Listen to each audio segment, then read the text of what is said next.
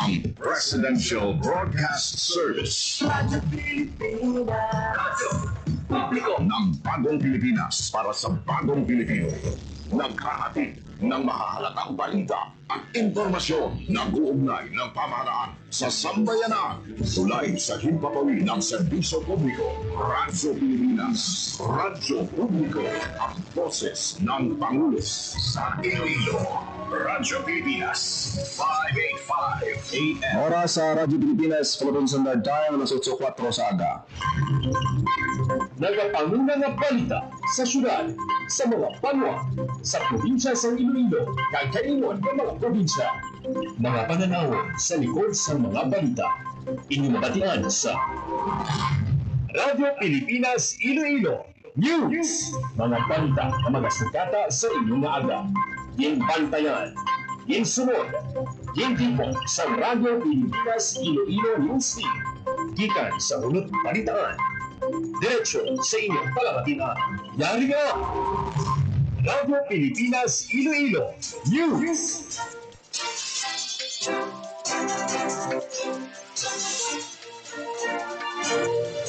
Mayong aga Pilipinas, good morning Western Visayas. Welcome sa Radyo Pilipinas News sa buong adlaw sa Lunes, Pebrero 2, 2026. Ako ang inyong tagbalita, Junior Baklay, kagkaroon sa atin ng mga headlines.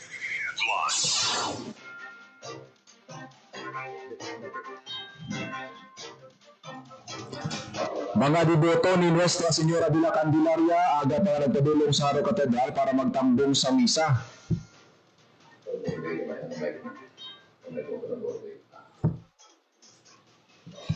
Klase sa mga bulutuan sa distrito sa Haro suspendido. Mga tumuluho ginaimbitahan sa Diocese of Haro nga magupod sa pagpangamuyo kag pagpamalandong sa hiwaton nga diskurso. Capiz Provincial Health Office nagpagwas ang advisory kontra Nipah virus. Asian Clean Tourist City Awards ng Iloilo City gimbaton ni Mayor Raisa Trias. Sashing ceremony sa Miss Iloilo 2026 hiwaton karon sa hapon. 67 ka kilos ang fresh tilapia na harvest sa Project Lawak at binhi partner beneficiary sa Dao Capiz. Kagbuhang flyover siraduhan sa mga motorista subong nga Pebrero. Oras sa Radyo Pilipinas, Philippine Standard Time, alas 8:06 sa aga kagkaroon sa detalye sa aton mga balita lokal.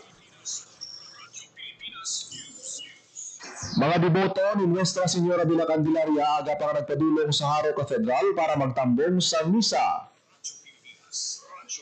Sa balita ni Merian Grace Erenhieta.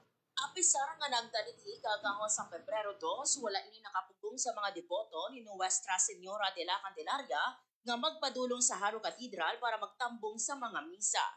Una ginhiwat ang misa alas 4 sa aga sa Cathedral Church kung sa diin na puno ang simbahan sa mga sumilimba sang patrones sang Haro kag Western Visayas.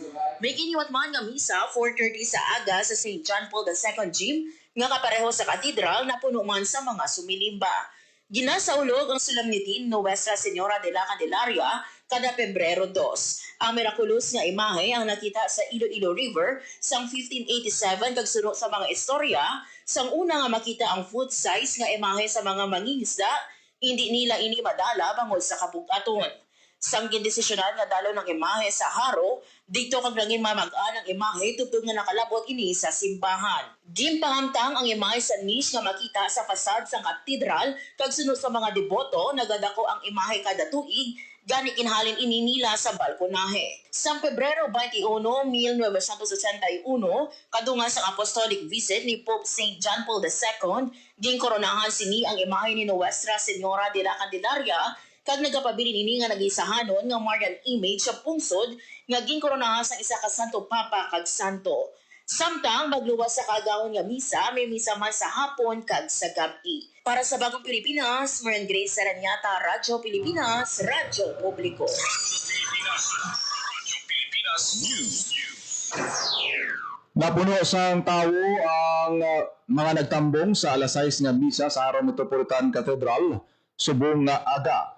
Karon nga Lunes ang kapistahan sang Nuestra Señora de la Purificación Candelaria ang patrones sang Western Visayas. Ginpaunahan ni Reverend Father John Tadifa, rektor sang St. Joseph Regional Seminary, ay kaduhang misa sa main altar. Hiwato naman ang solemn pontifical mass na may blessings ang kandila alas 8 sa aga sa pagpanguna ni Most Reverend Medifil Bullones, Archbishop sang Haro. Mayaraman sa misa nga pagapatigayonon karon alas 4 sa hapon antes ang solemn concelebrated mass alas 5:30 sa hapon na pagapangunahan naman ni Most Reverend Ruben Labajo, Bishop of Prosperidad. Sa gabi may araman sa hiwaton nga misa alas 7 kag alas 8.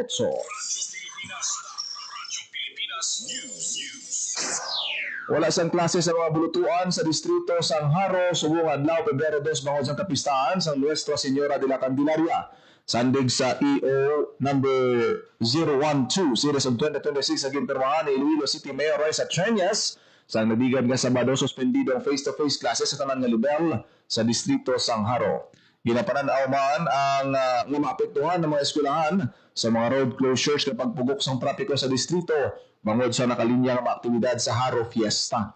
Samtang highly encouraged naman ang mga administrator sa mga eskwelahan nga nahamtang sa gawa sang distrito sang Haro nga magpatuman sang suspension sang face-to-face classes kung apektado man ang ila institution sa mga road closures at aktibidad may kaangtanan sa pagsaulog sang kapistahan ni Nuestra Señora de la Candelaria.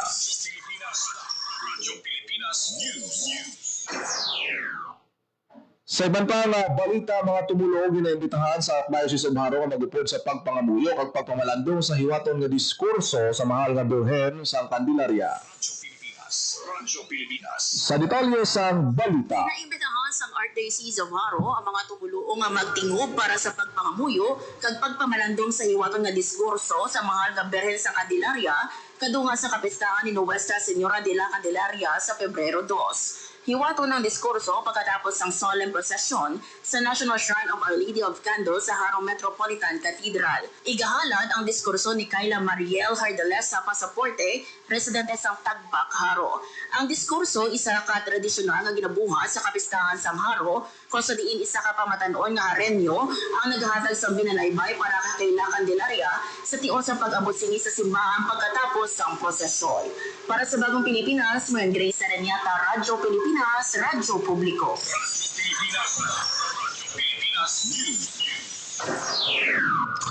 nagdangat sa 48 ka pamilya o kung 171 katawo ang nag-evacuate kasunod sa pagbaha dala sa Malawi nga pagbilan sa Bacolod City. Sandig sa inisyal nga datos sa Department of Social Service and Development sa Bacolod City Government, apektado sa pagbaha ang barangay Bata, barangay 20, 35, 36 kag 40.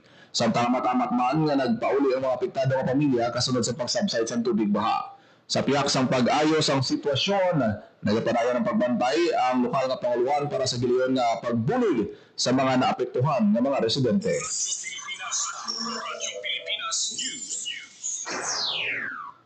Wala sang kaso sa Nipah virus sa Capiz, hindi sa pagbuwang advisory sa Philip o sa Provincial Health Office. Sunod sa PHO, kinahanglan nga magkalma, mabinantayon kag maalam ang mga pumuluyo sa tunga sa nagalapta nga impormasyon tungkol sa Nipah virus kag masalig lamang sa mga beripikado nga mga sources. Yung pahayag sa PHO nga ang Nipah virus isa ka zoonotic disease nga makalalato na rin sa sapat padulong sa tao.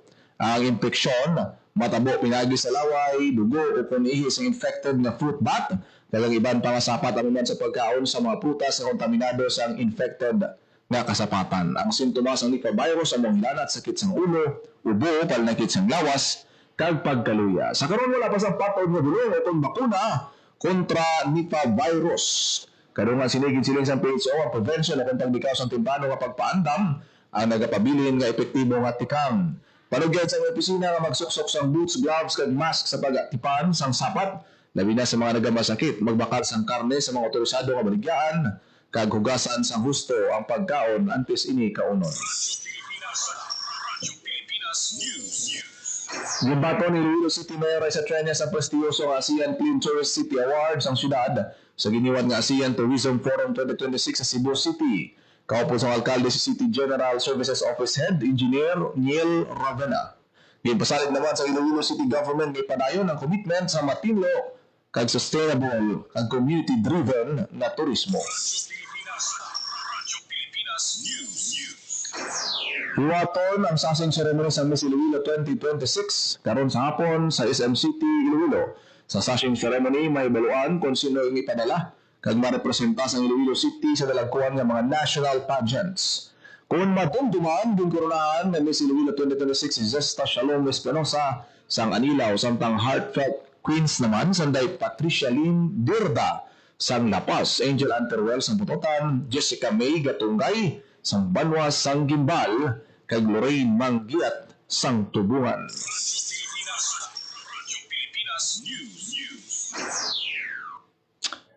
Naka-harvest ang 67 ka kilos ang fresh tilapia sa barangay sa Dao Capiz ng partner beneficiary sa project Local Adaptation to Water Access o Kunlawa kay Breaking Insufficiency Through Nutritious Harvest for Impoverished o Binhi.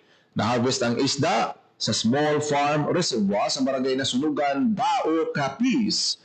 Matapos ang pag-harvest ang isda kalutanon, gimbakal sa barangay ang ilang kita sa 2,000 ka tilapiyang fingerlings na ilan naman sa gudon sa SFR. Pinagi sa convergent approach, ginapatuman ang Project Lawak ang Binhi, pinagi sa cash for training, kag cash for work ang nagatuyo pasang karon ng adaptive capacity sa mga pamilya nga vulnerable sa socio-environmental risk, kag mapaganagan ang kakulangan sa pagkaon kag tubig. Nagabiso ang Traffic Transportation Management Office sa mga motorista nga magpagita sa alternatibo nga alagyan sa area sa buhang flyover. Sugod sa bulan sa Bebero, seraduhan sa mga motorista ang buhang flyover bangod sa hinuon na structural assessment kag rectification works. Ginpanomdo naman sang TTMO ang publiko nga maghalong sa paglabay sa dalom sa flyover samtang ini ang ginakayo. Magalawig tubtob Marso 25 ang closure sang buhang flyover. Matandaan nga ang porsyon sang flyover na kitaan sang buka. Labi na sa ibabaw sang deck kag ini ang personal mismo gin padulungan ni DPWH Secretary Vince Dizon sa diing gintawgan niya ang atensyon sang kontraktor agad gilayon nga kayuhon ang nakit-an nga guba. 46 ka mga hepe sa Western Visayas ginpang-relieve sa pwesto. Sa detalye sang balita. Ngayon pang relieve sa Police Regional Office 6 ang 46 ka hepe sa Bugos sa Western Visayas epektibo Biyernes, Enero 30, 2026. Sa 46 ka hepe, 13 na relieve nga hepe sa Iloilo Police Provincial Office, 11 sa Antique Police Provincial Office, 10 sa Capiz Police Provincial Office, 6 sa Aklan Police Provincial Office, 5 sa Iloilo City Police Office kag 1 sa Guimaras Police Provincial Office. Yun patag sa Police Regional Office 6 ng pag-relieve kabahin sa regular movement sa mga commanders na nag-alagad sa masobra 6 ka bulan. Ini kabahin man sunod sa PRO6 sang regular administrative process sa Philippine National Police. Para sa Bagong Pilipinas, Paul Tarosa, Radio Pilipinas, Radio Pilipinas News. 28 ka mga MSME sa probinsya kag Iloilo City nagbaton sang PPPG kits gikan sa DTI Iloilo. Sa detalye sang balita. Dagdag sang pangkabuhayan sa pagbangon at ginhawa ug PPG kits balor 15,000 pesos kada isa ang Department of Trade and Industry o Kondida Iloilo sa 28 ka MSME sa syudad kag probinsya. Ang mga benepisyaryo naghalin sa Oton, Gimbal, Miagaw, Leon, Santa Barbara, San Rafael, Barotagdeho kag Iloilo City nga wounded in action kag tuman nga apektado sa mga nagluntad nga sunog. Ang kada kits ginalakipan sa mga kagamitan kag starter goods para masugudan ang ilang negosyo nga furniture making, pagbaligya sang karne, isda, prutas kag ulutanon, restaurant, boarding house kag sari-sari store. Pinaagi sa sininga bulig, nagalaw ang DTI nga makabangon sa negosyo ang mga apektado nga benepisyaryo. Para sa Bagong Pilipinas, JP Harvas, Radyo Pilipinas, Radyo Publiko. Mga igapatuman na proyekto sa lokal nga panguluhan sa Bacolod, butangan na sang QR code. Sa detalye sang balita. Tanganas ang QR code ang tanan nga ipatuman nga proyekto sa lokal nga panguluhan sa Bacolod. Bagod sini ang tag sa Bacolod nun, pinaagi sa isa lang kaskan, makakita sang impormasyon kag makamonitor sang progreso sa mga proyekto sa syudad. Gamit ang QR, sara nga mabalaan sa publiko ang laragway kag estado sang proyekto, pati na kung sino ang nagpaobra sini. Suno sa Bacolod City Government, lakip sa mga benepisyo sang siningatikang ang pagpadasig sang access sa impormasyon, mas dako nga transparency kag accountability, kag mas aktibo nga partisipasyon sang komunidad. Para sa Bagong Pilipinas, JP Hervas, Radyo Pilipinas, Radyo Publiko. Greenhouse facility sa Ahoy kag Concepcion gin turnover. Radyo Pilipinas. Sa balita ni Hope Turchante. Bilang suporta sa mga feeding program para sa mga malnourished nga kabataan, gin-turn over ang mga greenhouse facilities sa mga banos ng Ahoy kag Concepcion. Pinaagi sa pasilidad ang mga ulutanon nga mapatubas gamiton sa mga feeding program, ilabi na sa kabataan sa banwa nga kulang sa nutrisyon. Katuyuan sang duha ka greenhouse nga mangin masaligan nga kuluwaan sang preska nga utan agud mapaayong nutrisyon sang kabataan kag masiguro ang seguridad sa pagkaon.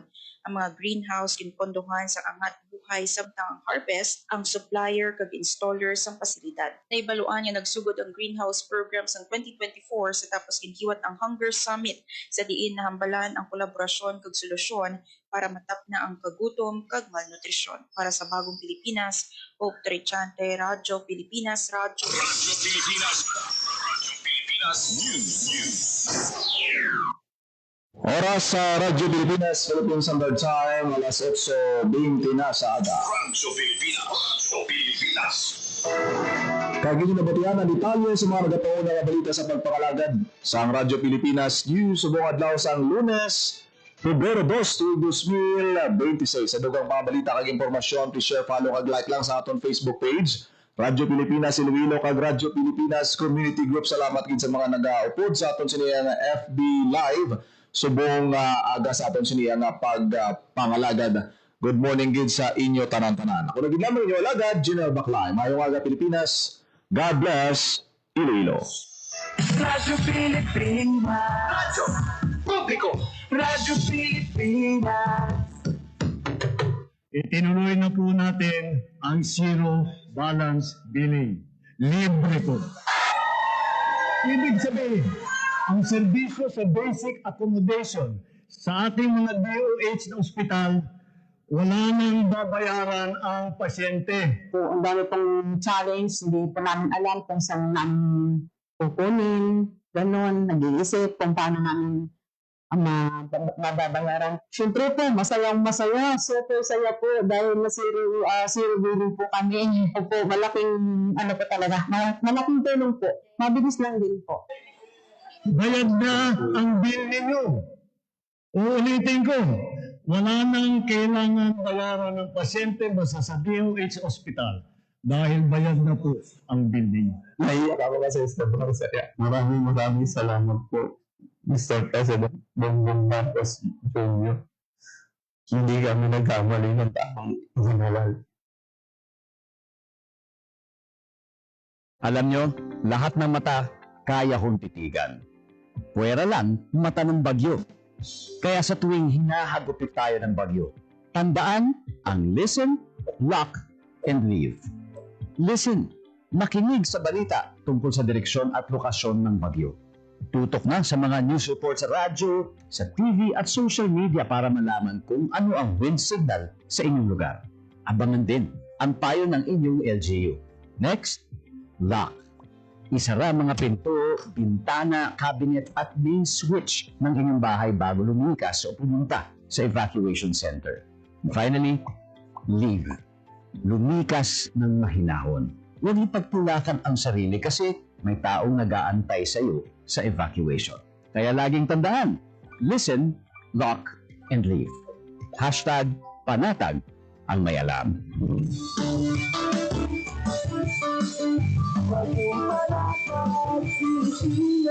Radyo Pilipinas. Radyo Publiko. Radyo Pilipinas.